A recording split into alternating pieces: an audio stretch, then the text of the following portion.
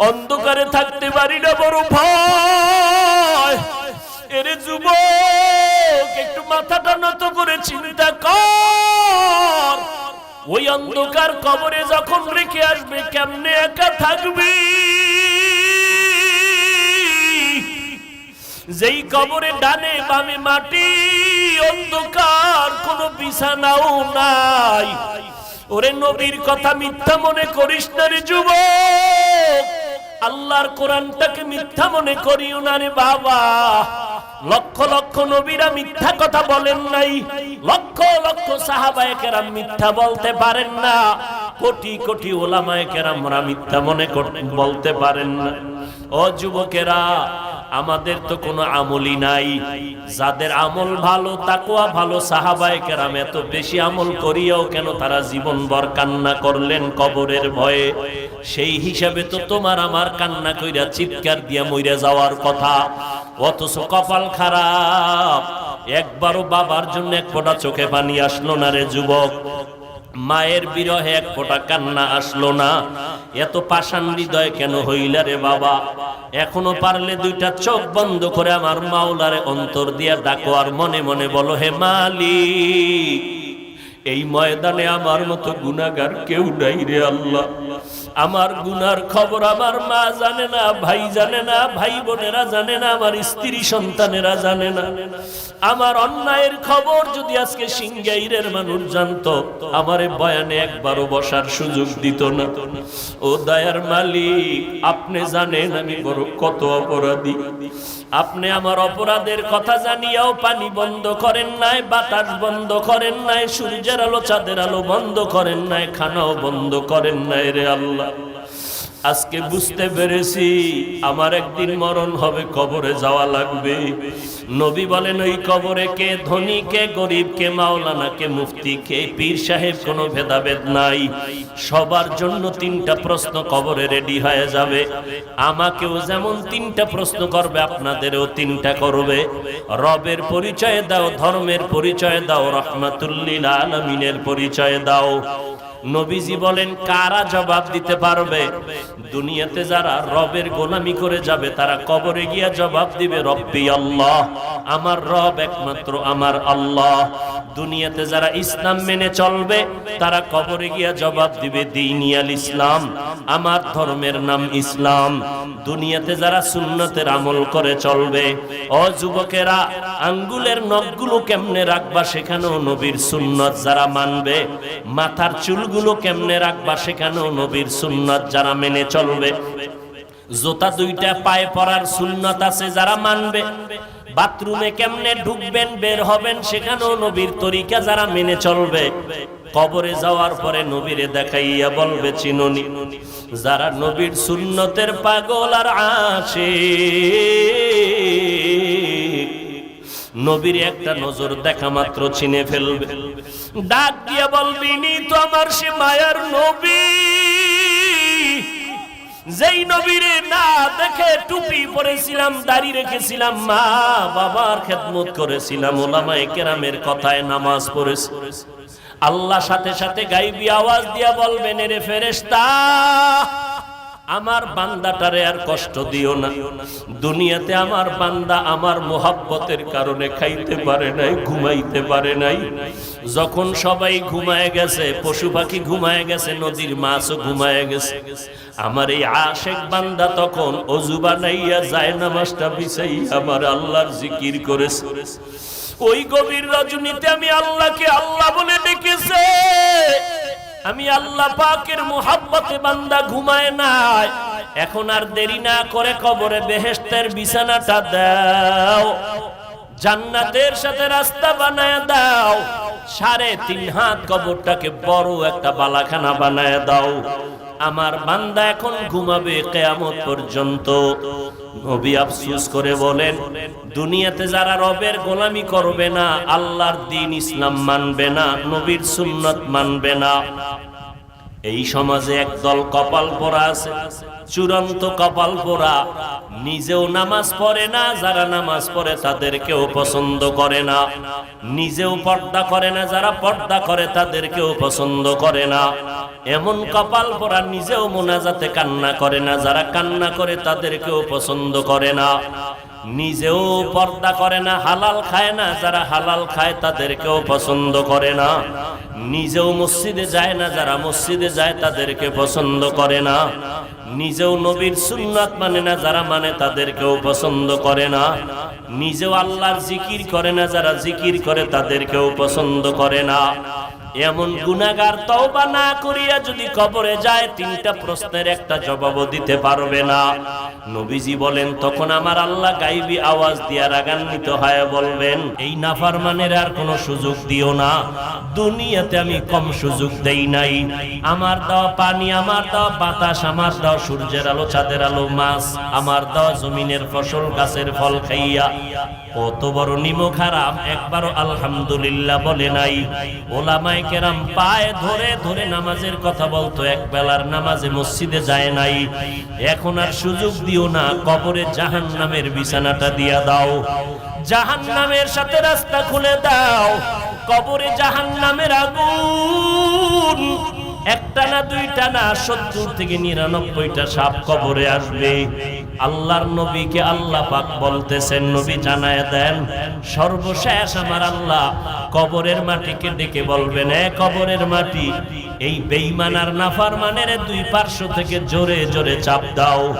এত জোরে মাটি চাপ দিবে, পাজরের হাড়গুলো চুরমার হয়ে যাবে। অনেকে কবরের আযাব বিশ্বাস করে না।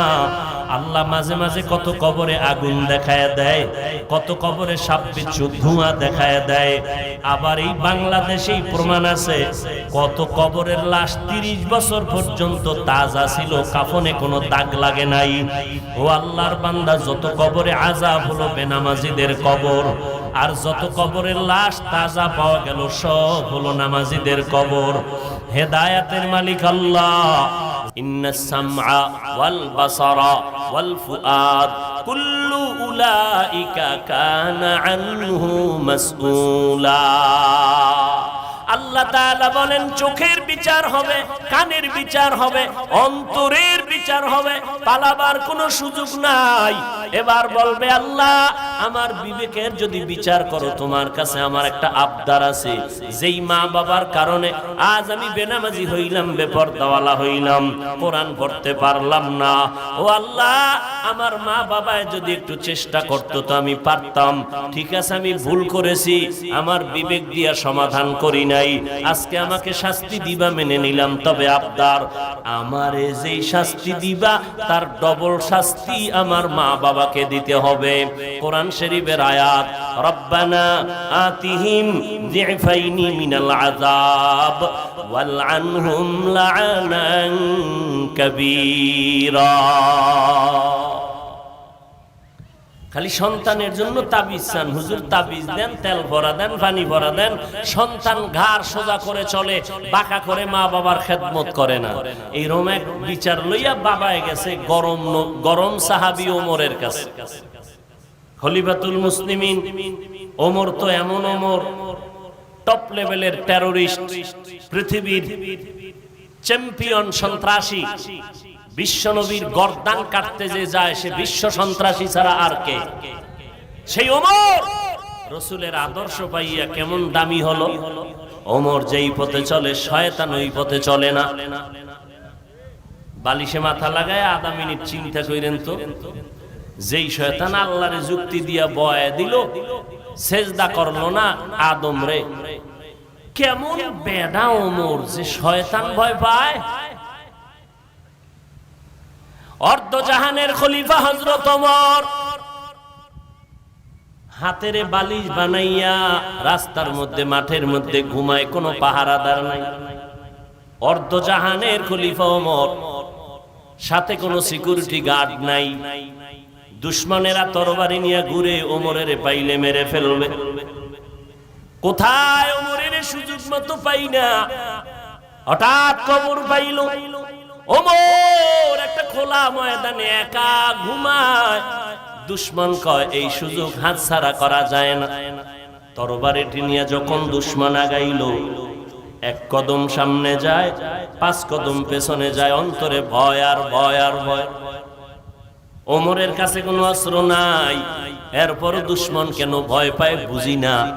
আমরা হুজুরেরা ফকিন্নির দল, আমগো টাকা নাই পয়সা নাই, মাদ্রাসা চালাই, দুনিয়া মানুষের আমগো দান সৎকা করে, আমাদের যাকাতের টাকা দেয়, আমাদের মাদ্রাসায় দান করে তো মাদ্রাসা চলে, আমাদের ইমামতি চলে মানুষের বেতন দিয়া, মানুষ বেতন দেয় তো আমাদের ইমামতি চলতেছে। আমরা চূড়ান্ত ফকিন্নি। আবার অনেক জাতি ভাইরা আমরা ভিক্ষা করে খাই। এত কিছু কওয়ার পরেও বেঈমান যাদের অস্ত্রের অভাব নাই, টাকার অভাব নাই, ক্ষমতার চেয়ারের গরমের অভাব নাই, এরপরও তারা কেন না জানি হুজুরের ভয় পায়, আলেম ওলামাদের ভয় পায়। যদি ভয় না পাইতো আলেমের লিস্টি নাস্তিকেরা করতো না। আমরা হিন্দুদের বিরুদ্ধে কখনো এই স্লোগান নাই, আমরা হিন্দুদের বিরুদ্ধে কোনো বয়ান করি না, খ্রিস্টানের বিরুদ্ধে কখনো বয়ান করি না। কেন করমু? টাইম কই? ওরে মুসলমানেরই তো সাইজ কইরা টাইম পাই না, 12 মাস শেষ। ফজরের পরে বয়ান, জহুরের পরে বয়ান, আসরের পরে বয়ান, মাগরিবের পরে বয়ান করলাম কেরানীগঞ্জ। এইভাবে প্রতিদিন বয়ান চলে 12টা মাস।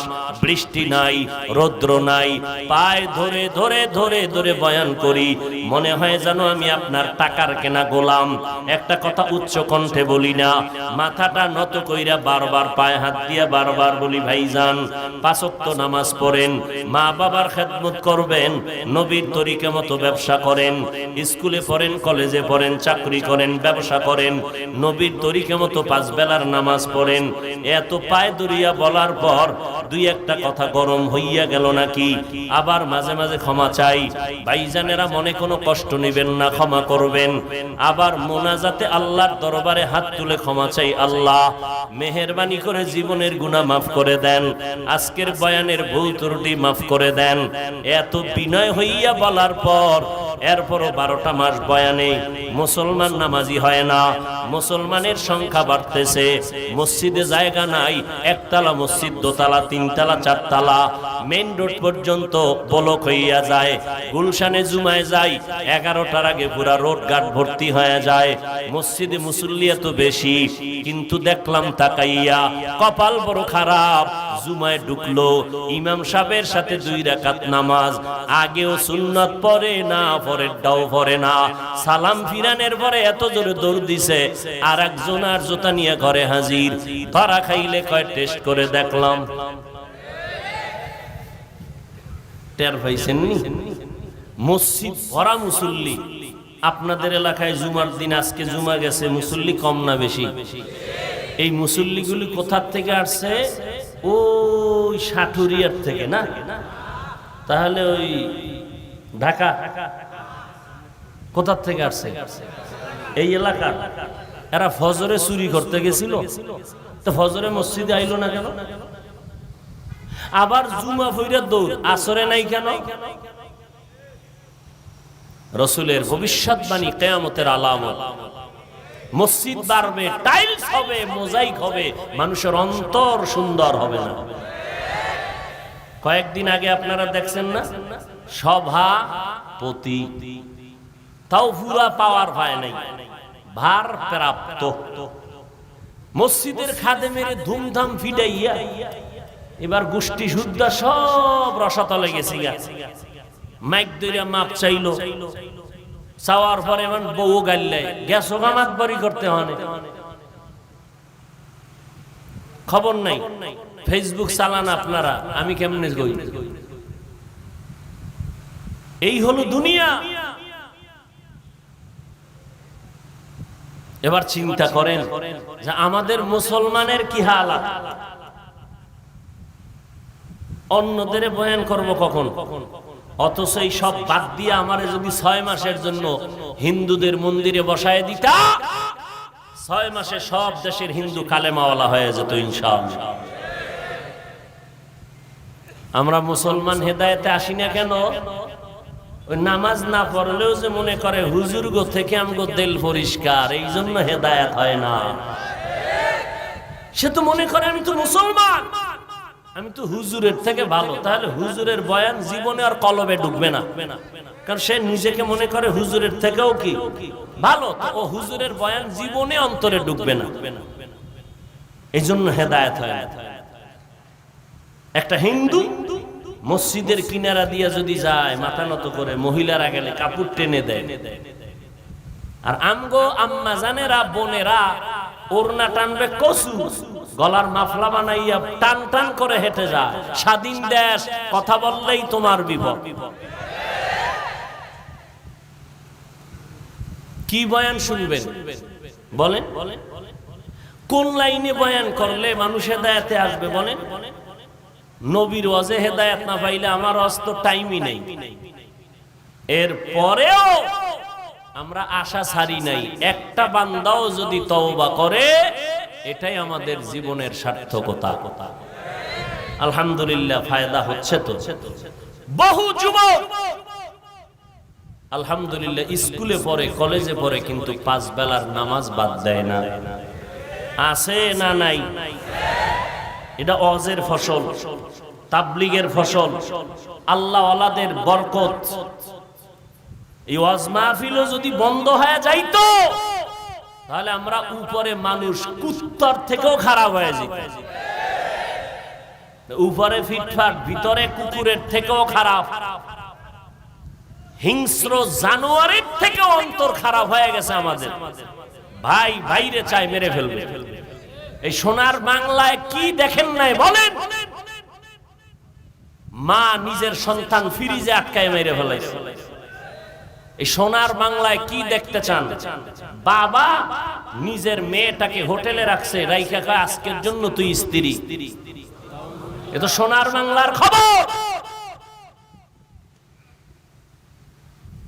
হাটহাজারী থানায় এই কয়েক মাস আগে, 1 বছর হয় নাই, হাটহাজারী থানা চট্টগ্রাম, 2 ভাই ভাগে টাকা দিয়ে একতলা ছাদ দিয়ে বিল্ডিং করছে। 2 ভাই 2 পাশে থাকে। এবার ডানা কাটা ফুরি আনছে না ঘরের ভিতরে বিয়া কইরা, এমন ডানা খাইটা দিছে। ও ডানা কাটা ফুরি নিয়ে আইছে, সুন্দরী রূপসী বিশ্ব সুন্দরী। ডানা কাটা পরি ঘরে নেওয়ার পরে এই পরিতে আইসা কয় বাপ মার লাগে থাকা যাবে না, ডানা কাটো, কাইডা হেনতে চলো। বাস ছেলেরে জুদা করায় দিল মা বাবার থেকে আলাদা। তো এবার বউ পরামর্শ দেয়। তো একদিন 2 ভাই কথায় কথায় ঝগড়া লাগছে। এই ঘর করতে আমি টাকা বেশি দিছি, বড় ভাই কয় আমি দিছি, ছোট ভাই কয় আমি বেশি দিছি। তর্ক করে করে করে করে এক পর্যায়ে ছোট ভাই বড় ভাইকে মেনে নিতে পারলো না, বন্ধুদের রেডি করলো। সন্ধ্যা রাত্র যখন ঘনিয়ে গেল, ঘরের মধ্যে বড় ভাই খানা খায়, ছোট ভাই বন্ধুদের ছাদে উঠাইয়া এবার ডাক দিছে, ভাইজান একটু বাহিরে আসেন, আপনার সাথে কথা আছে। পরবর্তী সময় ওই বড় ভাইয়ের বউ সাক্ষাৎকার দিয়েছে মিডিয়ায়, বলে খাদর থেকে আমার ছোট দেওরে ডাক দিয়া নিয়ে গেল, কথা আছে বলিয়া। এরপরে আর কোনো আওয়াজ নাই। দীর্ঘ আধা ঘন্টা পর ছাদের মধ্যে শুনি ধুমধাম আওয়াজ চলতেছে, বুঝতে পারি না। এই ছাদের মধ্যে নিয়া আমার স্বামীকে ওরা জবাই করেছে। ভাই ভাইকে জবাই করার ষড়যন্ত্র করে। কি বয়ান করব বাসা নাই, কোনো জানা নাই যে কি বয়ান করলে মুসলমানের হেদায়েতের দরজা খুলে যাবে। এরে নবীর উম্মতের দল, মসজিদে লেখা দুনিয়াবি কথা বলা হারাম, এরপরও জোরে জোরে আওয়াজ হয়নি। কথা কন। কমিটির লোকেরা বেশি কয়, কারণ বাধা দিবে যে ইমাম সাহেব তার চাকরি থাকবে না, কচু পাতার উপরে জীবন চলে। এরে নবীর উম্মতের দল, কোথায় যাব, কি করব, ভাষা নাই বলার। এরপর আল্লাহর কাছে দোয়া ছাড়া কোনো পথ নাই। আজকে কান্নাকাটির কারণে যতই গালি দেয় আমরা কোনো গালির জবাব দেই না। এই টুপিওয়ালা বলে কত গালি শুনলাম, কওমি মাদ্রাসায় পড়ার কারণে কত গালি শুনলাম, তাবলীগ করার কারণে কত গালি শুনলাম, আল্লাহ ওয়ালাদের কাছে যাওয়ার কারণে কত গালি শুনলাম। এরপরও গালির জবাব না দিয়া মনটাকে ছোট বানাইয়া আল্লাহর দরবারে কান্না করার দ্বারা ফায়দা তো কম হয় নাই।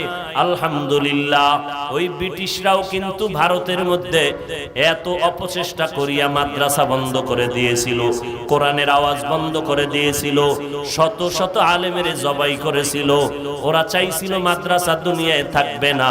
আল্লাহ কয় আমি রাখবো কিয়ামত পর্যন্ত, কোরআনের হেফাজত করব। যত বাধা দেয় ওই বাধা দেনেওয়ালারা শেষ হয়ে যায়, কোরআনওয়ালাদের কোনো ক্ষতি করতে পারে না। ছোট্ট একটা বাচ্চা মাত্র অল্প বয়স সারা দুনিয়ার মধ্যে নাড়া বাড়াইয়া দিল কোরআনের তেলাওয়াত দিয়া, গোটা দুনিয়াকে জানায় দিল কোরআনের বরকতে। আজ আমি বাংলাদেশের মানচিত্রটাকে সবার ঊর্ধ্বে নিয়ে নিলাম। এরে নবীর উম্মতের দল, এটা কোরআনের বরকত, আল্লাহর কোরআনের বরকত। আমি বান্দার কোনো মান নাই, কোনো দাম নাই। আজকে চেয়ারে বসাইয়া কথা বলার পেছনে কারণ আল্লাহ পাকের কোরআন আর মদিনা ওয়ালা নবীর আদর্শের বরকত। ও আল্লাহর বান্দারা, ওই কোরআন যার ঘরে আছে ঘর বরকতওয়ালা।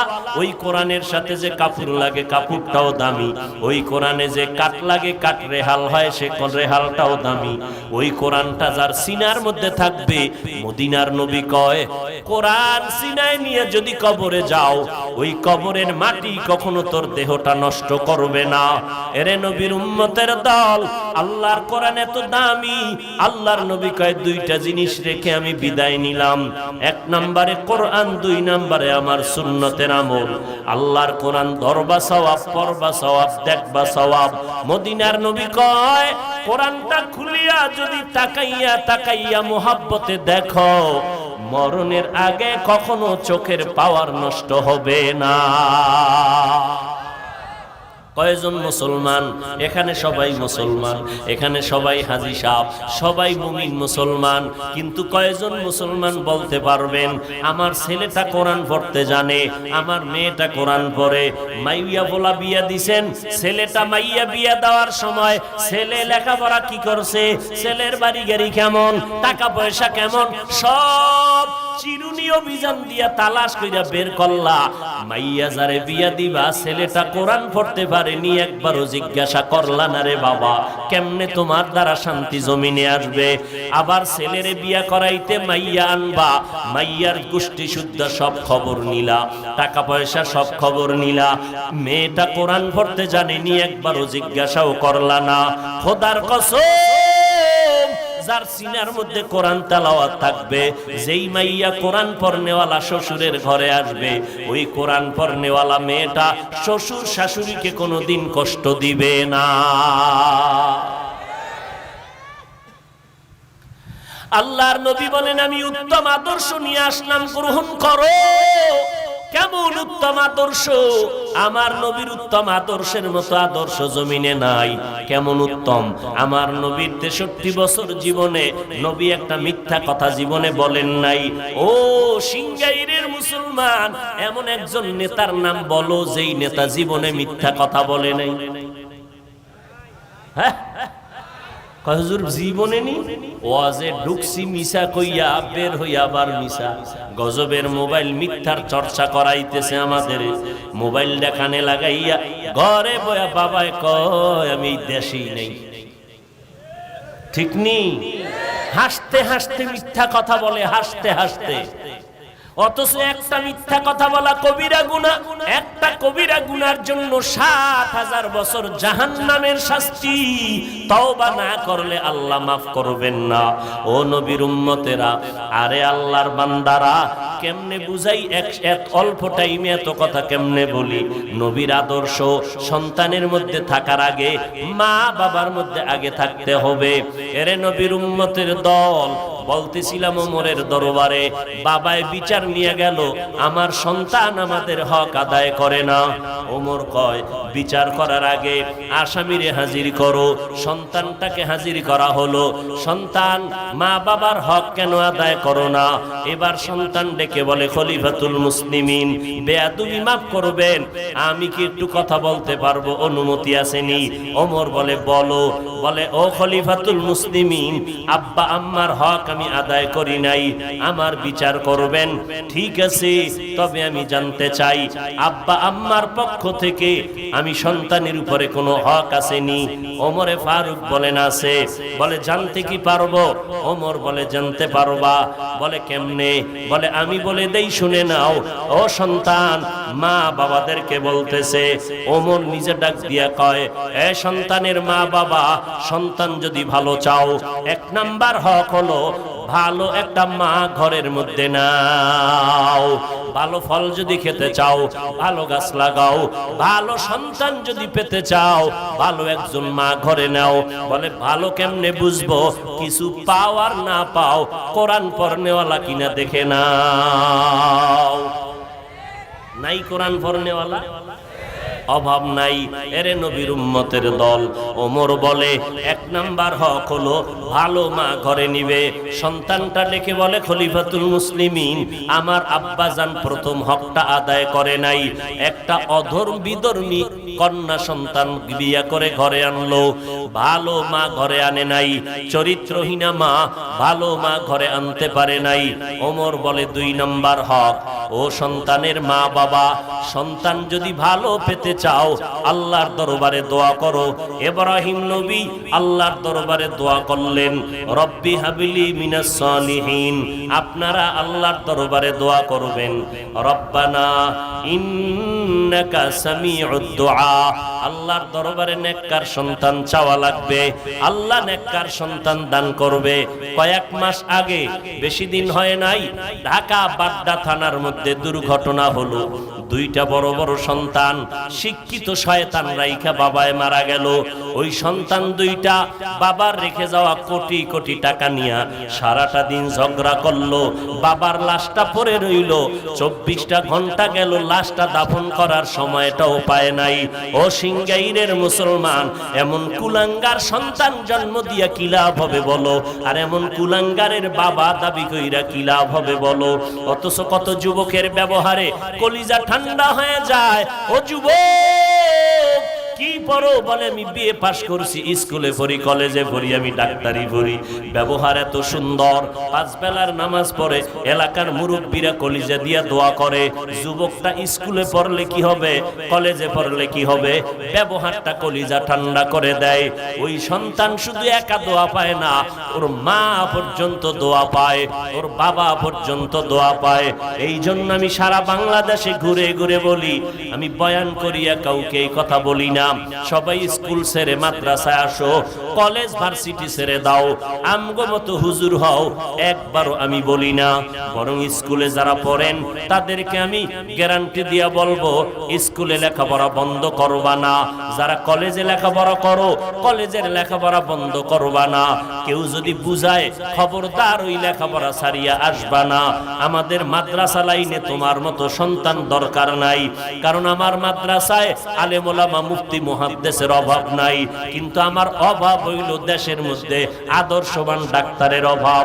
আমার দেশে মুসলমান ইঞ্জিনিয়ারের অভাব, আমার দেশে মুসলমান আদর্শওয়ালা এমপি মন্ত্রীর বড় অভাব, আমার দেশে আদর্শবান মুসলমান এসপিডিসি ওসি সাহেবের বড় অভাব। ওখানে লেখাপড়া করো,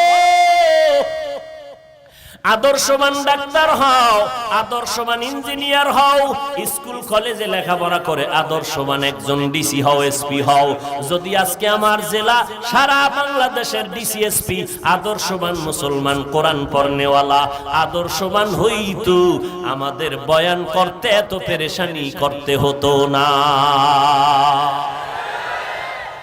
পেরেশানি হতে হতো, গান বাজাইতে অনুমতি লাগে না, ওয়াজের অনুমতি নিতে নিতে চামড়া শেষ হয়ে যায়, এত ওয়াজ লাগবে না। ওরে আল্লাহর বান্দা, এই ওয়াজের মাধ্যমে আমরা কাউকে গালি দেই না, বরং পায়ে ধইরা ধইরা ধইরা ধইরা বিনয়ের সাথে বয়ান কইরা বুঝাই, সুদ খাইও না, ঘুষ খাইও না। র্যাব, আর্মি, পুলিশ, বিডিআর, সরকার মিলিয়া এই বাংলাদেশে মদ বন্ধ করতে পারে নাই, গাঞ্জা বন্ধ করতে পারে নাই, তাস আর জুয়া বন্ধ করতে পারে নাই। এদেশের ওলামায়ে কেরামের কান্নার বয়ানের কারণে এই জমিন থেকে লক্ষ লক্ষ গাঞ্জাখোরেরা গাঞ্জা ছেড়ে দিছে, জুয়াখোরেরা জুয়া ছেড়ে দিছে। আজকে 5 বেলার নামাজি আদর্শবান সন্তান হয়েছে, ঠিক কিনা বলে? আমরা পাও ধরে বয়ান করি, আমরা কেউ